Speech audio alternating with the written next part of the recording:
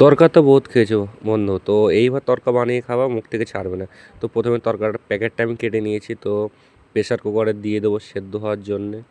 তো প্রেশার কুকারের মুখটা মেরে নিলাম সেদ্ধ করার জন্যে। তো আমি চুলায় বসিয়ে দিলাম প্রেশার কুকারটা সেদ্ধ হওয়ার জন্যে। তো আমি দুটো সিটি মেরে নেবো প্রেশার কুকারে।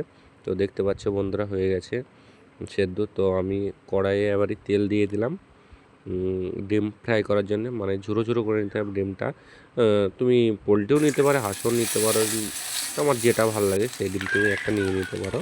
তো আমি ঝুরো ঝুরো করে নেবো ডিমটা ভালো করে, তাহলে কী বলতো ডিমটা সব জায়গায় মানে যাবে তরকাতে। তারপরে আবার তেল দিয়ে দিলাম সর্ষের তেল, তারপর দিলাম পেঁয়াজটা দেওয়ার পরে আমি দিয়ে দেবো এবারই কাঁচা লঙ্কা। একটু নেড়ে নেবো কাঁচা লঙ্কার পেঁয়াজটা ব্রাউন কালার করার জন্যে। তারপরে আমি এরপরে দেবো আদা আদা পেস্ট। তো আদা পেস্ট দেওয়ার পরে আমি একটু নেড়ে নেবো। নেড়ে নেওয়ার পরে আমি দিয়ে দেবো এবারে টমেটো কুচি দেওয়ার পরে একটু আমি নেড়ে নেবো। তারপরে আবার তো দিয়ে দিলাম লবণ, দিয়ে দিলাম পরিমাণ মতন।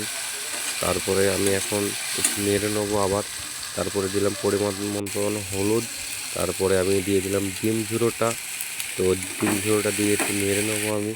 তারপরে একটু দিয়ে দেবো পরিমাণ মতন জল, যেন ওটাকে কষানো হয়। তারপরে আমি দিয়ে দেবো তরকারিটাকে দিয়ে ভালো করে নেড়ে তোমার তারপরে আমি দিয়ে দেবো জল দেওয়ার পরে আমি যে তরকার ভেতরে যে মশলাটা ছিল সেই মশলাটা এবারে দিয়ে দেবো। দেখতে পাচ্ছ বন্ধুরা তরকার ভেতরে যে মশলাটা ছিল সেটা দিয়ে দিচ্ছি। তো এইভাবে তরকারি স্টাইলে রান্না